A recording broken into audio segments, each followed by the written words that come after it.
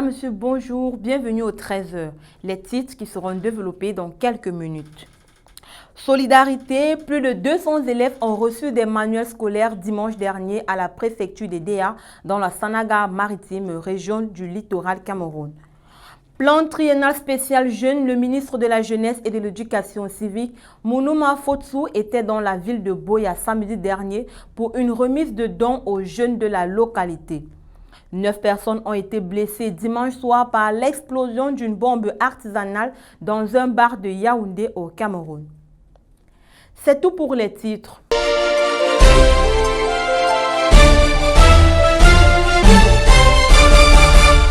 Bonjour une fois de plus et bienvenue au 13h sur Reflet d'Afrique Télévision. La préparation du budget de l'État pour 2021 a été au cœur du conseil de cabinet tenu par vidéoconférence ce matin. Le gouvernement autour du Premier ministre se sont penchés sur les prévisions budgétaires fortement affectées par la pandémie de coronavirus, le champ et la canne. Solidarité, plus de 200 élèves ont reçu des manuels scolaires dimanche dernier à la préfecture des DDA dans la Sanaga-Maritime, région du littoral Cameroun. Une initiative de la Fondation La Main Tendue qui s'est également étalée sur plusieurs orphelinats de la localité. Leslie Fumba, reportage. C'est en présence des autorités administratives, traditionnelles et religieuses que la cérémonie des remises des dons aux enfants démunis et défavorisés de la Sanaga-Maritime a eu lieu à l'esplanade de la préfecture des DA. Préalablement prévue pour le 31 octobre, la cérémonie a eu lieu le 1er novembre afin de respecter le deuil national décrété par le président de la République en faveur des enfants massacrés dans la ville de Koumba. Cahiers, livres, sacs au dos, produits alimentaires et sanitaires ont été remis aux élèves dans le but de créer en eux et booster ainsi d'autres dans la quête de la réussite. Lors des travaux préparatoires, je fondais l'espoir que le comité d'organisation puisse effectivement, d'une part, primer les meilleurs élèves du département afin de stimuler l'émulation et relever ainsi le niveau d'études des élèves du département. D'autre part, de constituer pour la Fondation un portefeuille d'élèves à accompagner jusqu'à la fin de leur cursus universitaire, leur intégration dans la vie socio-professionnelle et enfin d'apporter un appui aux orphelinats reconnus par les autorités compétentes. Mes attentes, mesdames et messieurs, chers enfants, ont été comblées. Les meilleurs élèves sont en train d'être primés. Désormais, la Fondation est marraine de 5 élèves qu'elle accompagnera jusqu'à la fin de leurs études universitaires. Pour la présidente exécutive de l'association La Main Tendue, les 5 meilleurs élèves seront totalement sous la responsabilité de l'association. Je pense que s'il y a un chantre du vivre ensemble en Sanaga-Maritime, c'est le ministre des Transports, le président de la Fondation, M. Jean-Ernest Gallet Bibé. Et tout à l'heure, vous avez entendu les noms. Il n'est pas question pour nous de nous replier sur la communauté dont il est originaire. Il s'agit pour nous de primer tous les enfants du département, quelle que soit leur appartenance sociologique. Et c'est d'ailleurs pour cela que vous avez vu que contrairement à l'année dernière, où nous avons focalisé notre activité sur le système francophone, le sous-système francophone, cette année, nous avons élargi au sous-système anglophone, de telle sorte que nos enfants originaires du sud-ouest et du nord-ouest puissent participer, profiter également de l'accompagnement de la Fondation. Le meilleur des meilleurs de cette année n'a pas manqué d'encourager ses cadets à plus d'ardeur au travail. Pour mes camarades du secondaire, je leur dirais de travailler beaucoup parce que c'est avec beaucoup de travail et de soutien que je suis arrivé où je suis actuellement. J'ai eu un lourd soutien tant sur le plan social que sur le plan scolaire parce que je travaille avec les professeurs même durant le confinement où on n'avait pas le droit de se réunir. Ça ne m'empêchait pas de travailler avec mes professeurs via WhatsApp. Donc je dirais donc à mes frères qui sont encore secondaires de beaucoup travailler, de beaucoup chercher, de se confier en leurs professeurs parce que ces professeurs qui sont là pour nous encadrer, pour nous orienter jusqu'au succès. C'est en fait ça qui fait ma force. Le ministre Jean-Ernest Massénangale Bibé n'a pas manqué de donner une place de choix aux créateurs qui lui donnent toujours la force de soutenir les plus faibles. C'est avec la satisfaction totale que le rendez-vous a été pris pour l'année prochaine. Le ministre de l'administration territoriale, Paul Atangandji, a entrepris hier 2 novembre 2020 une autre mission dans la région du Sud-Ouest, en particulier au collège Moda Francisca International de Fiango. L'envoyé spécial du chef de l'État a allumé 7 bougies dans la salle de classe où l'incident s'est produit en tant que symbole des 7 enfants morts dans ce collège le 24 octobre dernier. Les parents des victimes ont reçu une aide financière du président de la République par le canal du ministre Paul Atangandji qui a rendu hommage aux enfants disparus. Il est à noter que le ministre et sa délégation se rendent dans la région du Sud-Ouest pour la 2e fois depuis la situation malheureuse dans la région. Cependant, la population de la région s'attendait à ce que le ministre Paul Atangandji et ses collègues rendent visite aux enfants hospitalisés au cours de leur visite. Plan triennal spécial jeune, le ministre de la Jeunesse et de l'Éducation civique, Mounouma Futsu, était dans la ville de Boya samedi dernier pour une remise de dons aux jeunes de la localité. Un geste qui vient concrétiser les promesses du chef de l'État, Paul Biya, faites à la jeunesse camerounaise. Leslie Fumba, reportage. Le plan spécial triennal jeune est passé à sa 2e étape le samedi 31 octobre 2020 dans la ville de Boya. Pour le ministre de la Jeunesse et de l'Éducation civique, cette étape consistait à remettre officiellement des kits d'appui aux jeunes bénéficiaires de ce programme.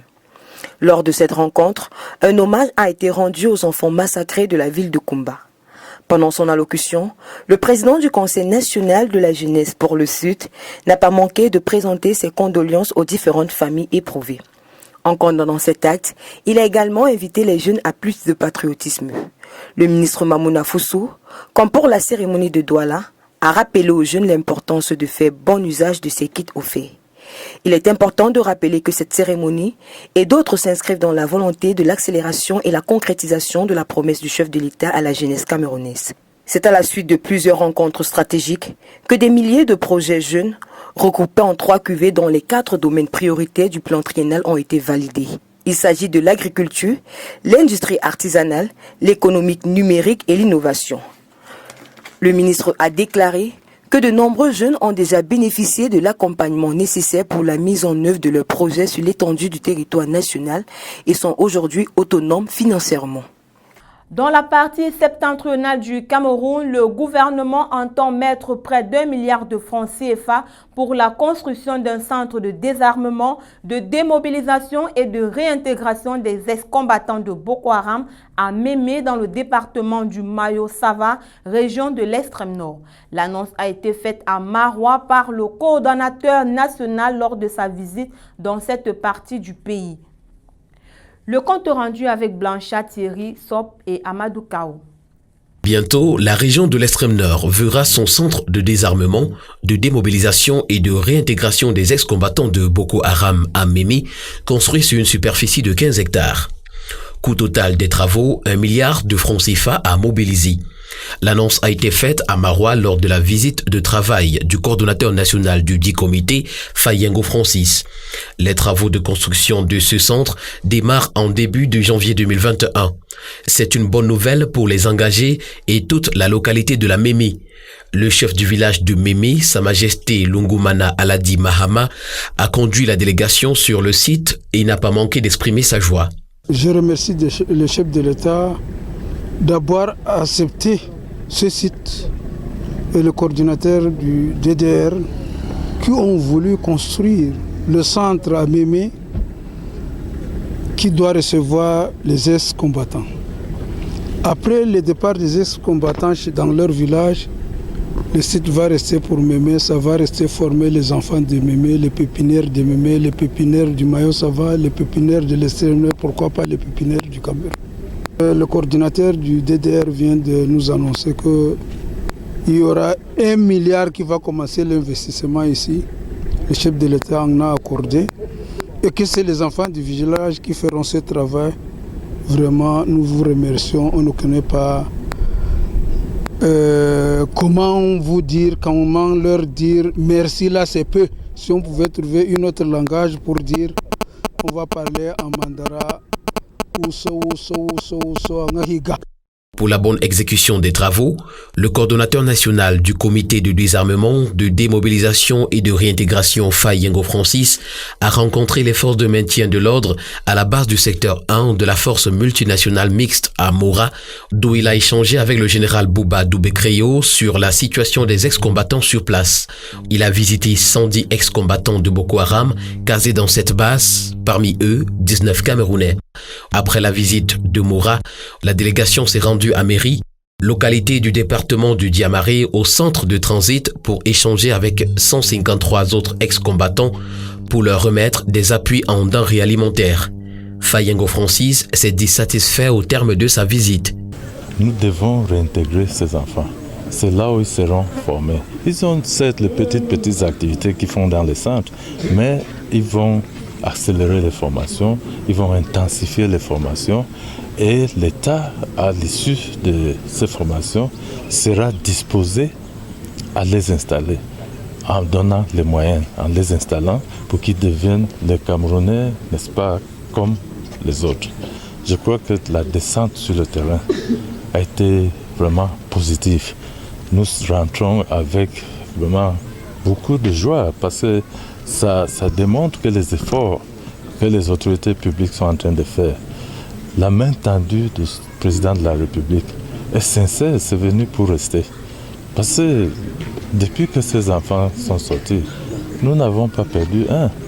On n'a pas emprisonné un, on n'a pas fait du mal à un.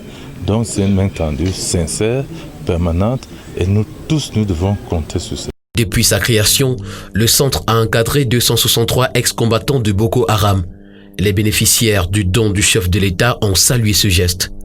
Nous bénéficions aussi dans le centre, l'apprentissage de la langue française, car avant notre arrivée au centre, depuis Mora jusqu'à Méry, aucun d'entre nous ne savait dire bonjour en français, en dehors de moi qui étais en classe de 4e avant mon enrôlement.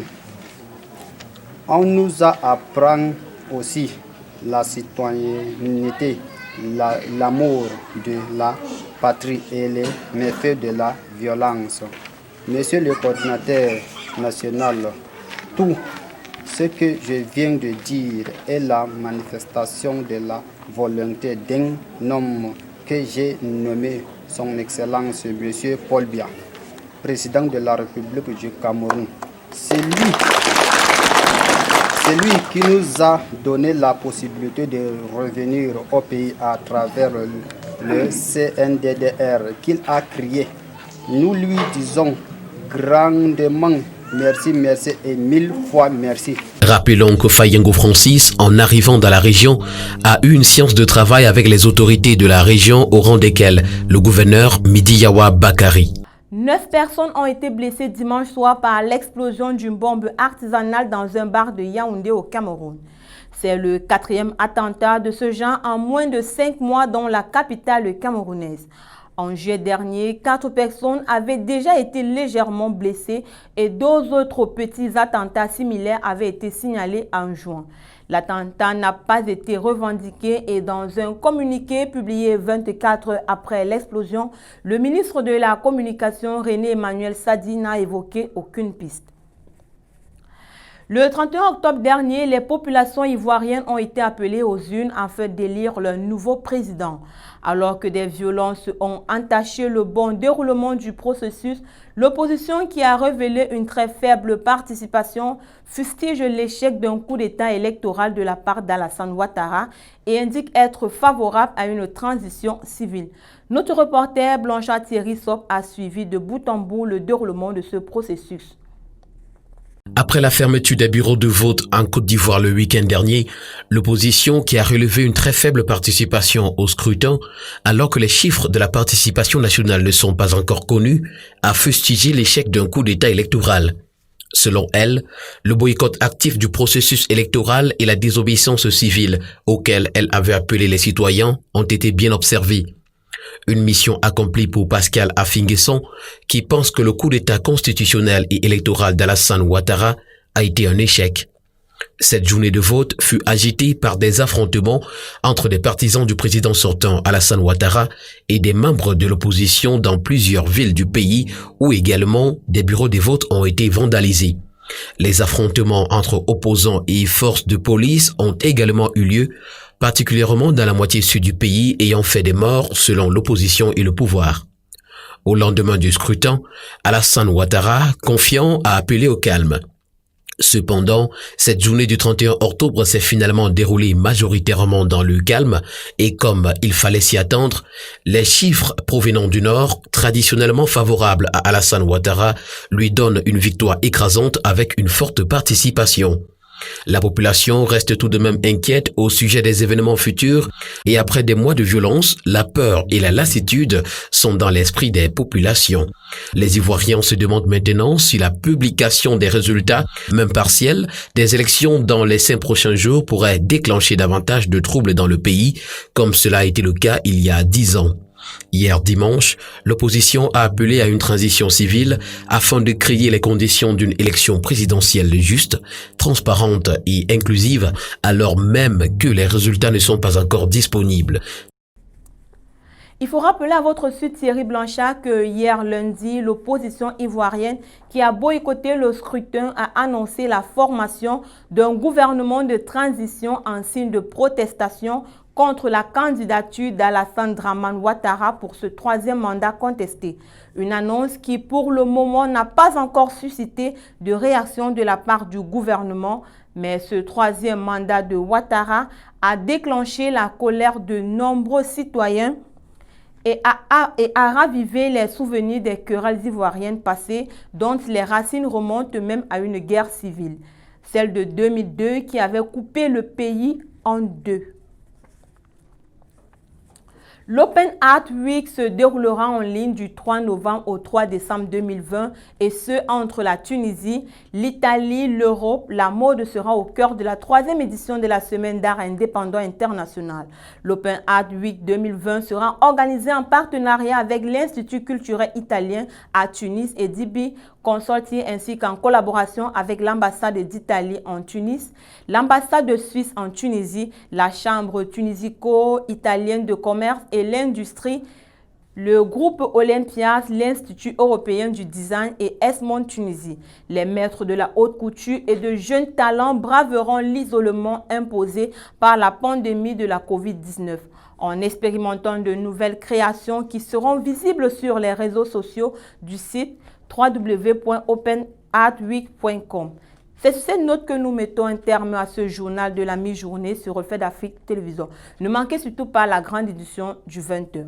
Bonne journée à tous.